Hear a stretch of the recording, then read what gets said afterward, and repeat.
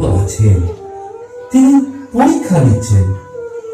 আজ আমরা তার নাম গান করেই দিনটা কাটিয়ে দেব। হ্যাঁ, চলো তাকে ডাকি। জয় জগন্নাথ। জয় জগন্নাথ।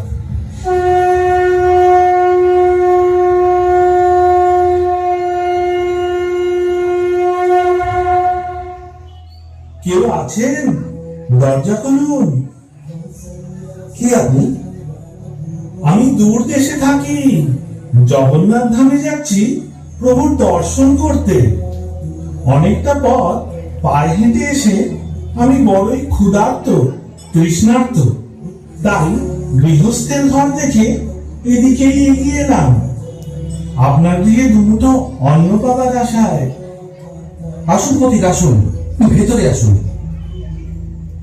পথিক এসেছেন, ওনার জন্য কিছু ভোজনের ব্যবস্থা করতে হবে। কিন্তু ঘরে তো কিছু নেই, কি করব? অতিথি যে নারায়ণ, তাকে ফিরিয়ে দেব না?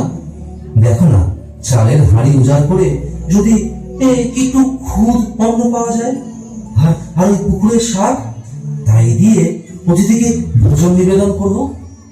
হ্যাঁ, নিশ্চয়।